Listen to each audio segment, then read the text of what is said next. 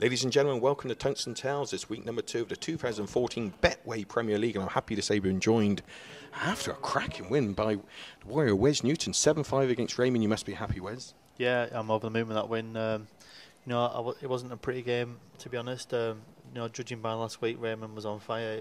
He's absolutely phenomenal, 120 odd average or something, and I never played my best myself, so I expected the worst, really, to be honest. But I just dug in. I thought to myself, if I can scrape a point, it all matters in the end. Every point's vital. I know from last year I went out by a point, so this year it's only early, and if you can scrape a point when you're not playing well, it'll count. And that's what I thought. I dug in and I just kept trying to win every leg.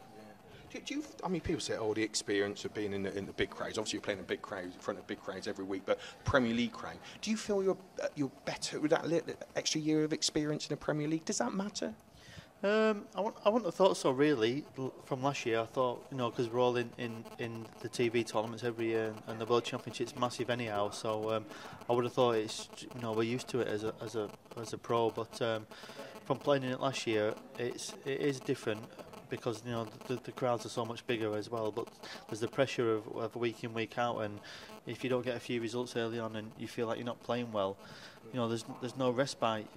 You look at it 4 days later. I'm playing Phil Taylor. There's nowhere to come back. So I know you get off to a good start. We all do, and it didn't happen for me. And going back to last year, like I said, I know you can just get my head down and think it doesn't matter really. You just got to try and get a point or two if you can, and if you're not playing well, and that's what I did tonight, and I managed to get a win somehow.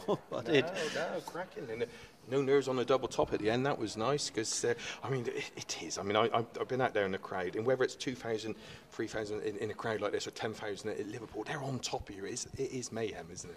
It is, yeah, but it's a good thing as well. You know what I mean? They're there and they're on top of you and supporting your opponent, and the atmosphere is electric.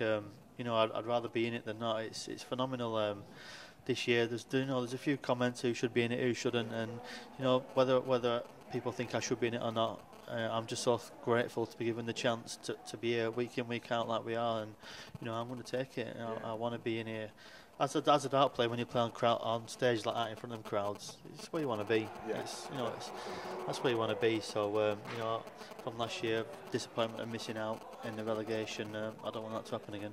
No, that's it. And I mean, I think saying about whether people saying what players should be in that. I mean, your world's number 8. So you deserve to be in it. And how do you feel your game is at the moment? At the moment, I probably, I'm a bit disappointed, to be honest. I don't feel like I'm playing that well. But, with a win tonight over Barney, and he was phenomenal last week, just got to take confidence from it, and that's what you need. And I'll build on that, and hopefully I'll start playing how I can, up to my best. So, like you said, I didn't feel confident going into the game. I didn't feel like I was playing well. But going back to your other question about who should be in it or not, everyone's got their own opinions, and everyone's entitled to that, but going back to last season, Phil and Michael won everything between them, so there's a lot of places up for grabs, and like you said, I was consistent. I kept my top 8 place. Maybe I didn't win a major or get to a final to deserve my place, but like I said, I was consistent. I kept my top 8 place, and the powers that be gave me the chance to be in it, and I'm grateful, and I'll do my best to stay in it.